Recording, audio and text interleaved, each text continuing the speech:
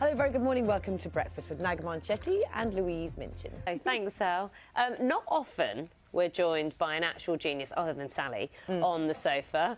We are pleased, though, that one of Britain's youngest geniuses, genius, oh, she'll tell us. Yeah, is with us today.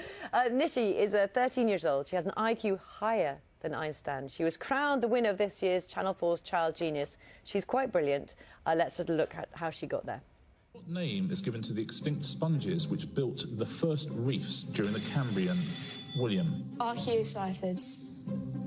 It is Archaeocyathids, William. Very well done. Spell neurohypothesis. Nishi. Neurohypo.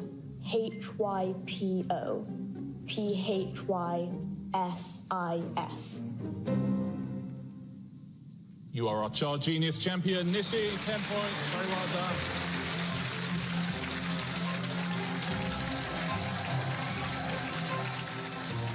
done. Imagine the relief once that's done, the tension leading up to that. Absolutely. It's so exciting, so brilliant for her. Nishi is here with us now. Very good morning. So lovely to see you, along with her dad, Nilanga, and her mum, Shiromi. Good morning. Wow. Congratulations, first of all. You clearly have nerves of steel. How was it? Talk us through the final. The final was really intense. It was like nothing else in the entire competition, and I think by the head-to-head, I think everyone was just kind of tense. Nobody knew from the start who was going to win. It was really exciting. How did you prepare for it? Well, I've always loved reading, so I think reading came into it a lot, reading through a lot of books and just kind of absorb as much information as possible, really. But I've got to look at, one of the questions I was looking at... Okay. What is a primordial black hole? Like, were you told to cram up kind of on certain things before? Well, I think that was from the specialist subject kind of round, because mine was the physics of black holes. So that's something that I've loved for a long time. And this is something you read up in your own private time? Yeah. I love the way the parents are laughing as well, because, it's brilliant. Can I just, before you ask the next question, just tell everyone what a primordial black hole is, unless you already know? No, go. OK, it is... do you want to say it? OK. Go on. Well, it's basically a really tiny black hole that was formed probably during the Big Bang, so it's got a tiny mass and a tiny radius. Fantastic. Perfect. Not only do you love that sort of thing, you love maths as well, don't you? Let's talk to Mum and Dad, shall we? Shiromi, you must be, first of all, immensely proud. Yes, we are. And it was all you wanted to do it. She wanted to do it rather than you weren't pushing her in to do this at all. No, we don't. Yeah, she wanted to do it all the way through. When she said she wanted to do it, what did you think?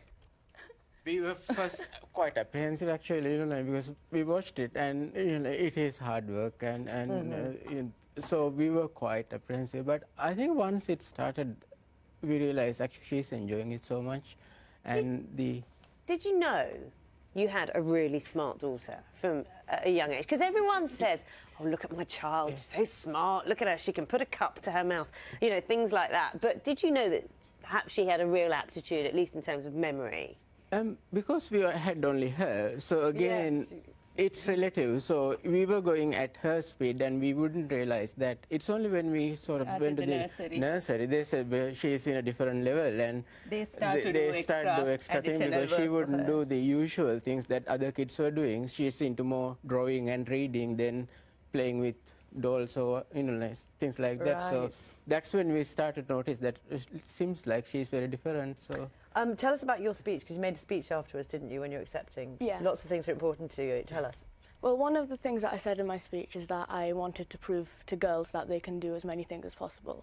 And I think with feminism, there's lots of different versions of it. But for me, my version is that no one is better than anybody else simply because of their gender, and we all should be equal in that regard.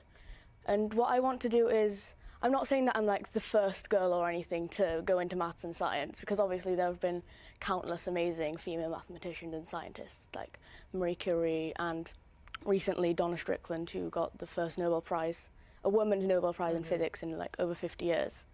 But what I want to do is show particularly young girls that they shouldn't disregard physics or maths as a career, and they should consider all their options, because might be more interesting than it seems. Why do you think? I mean, obviously, in your school and in your experience, you've been given a lot of encouragement in those subjects, in the STEM subjects. Why do you think that there's still? Tell us from someone who's your age, who's studying it now, because we hear lots of ministers talking about it and educational specialists.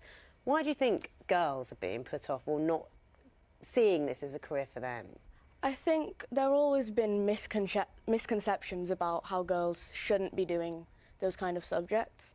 And I think for some girls, those kind of stereotypes might still be around them. And if they're surrounded by them, they might find it hard to consider it even as an option. So it's sort of seeing somebody doing it. Well, you've certainly done that so far, which is absolutely brilliant. Tell us about what your kind of ambitions are then.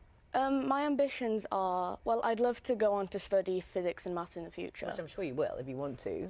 And then? And I like to study that at Cambridge University. Right, well, they know that now. They know, yeah, they'll be in touch. I mean, so will you sort of do your GCSEs, etc., earlier than other people, or what's your sort of trajectory? Well, I have been doing GCSE and A-level maths, for example, and as you're of now. 13? Yeah. Right, OK. So you might go to university at a younger age, might you, then? I love that. This is conversations that we perhaps actually leave for you to have at home. Do you know what? Also, though, I think we need to make clear as well that although you are brilliant at studying and you love it, and you both made very clear that you're not pushing her into this, and you do lots of other things as well. So you have a social life, I'm assuming, and you've got mates, and you do chill out. What do you do when you're just not on the books? I wouldn't say hitting the books is stressful, but when you're not reading. We do like to go out at weekends a lot, so we go walking, cycling, things like that. I also love listening to music, and I'll go out with my friends sometimes. Like, I think there are sometimes also stereotypes about these so-called smart kids not having a life, I guess, and I don't think that's true at all. I want to know where this is going to go, because it's very large, isn't it? Where's it going to go? Because well, as you mentioned on the show, the shelf has been built. The shelf has been built. Shelf has been built. Fantastic. So you can social media was asking about it. Yeah, I've been asking even before. Where's the trophy? Right, where's the shelf? So where? Okay, the shelf's been built. And have you drunk something out of it as well? Not yet. Not yet. She's 13. Milkshake. It could have been a soft. I was implying a soft drink. It's been so lovely to talk to you all. Congratulations. What a wonderful, inspirational young lady you are. Good luck. Thank you. Thank you. Thank you very much indeed. Child Genius is available on all 4 if you just want to see just how brilliant Nishi was. I'll give you some of my water to put in it. Oh, it's so lovely to see you. Thank you very much. I should catch up on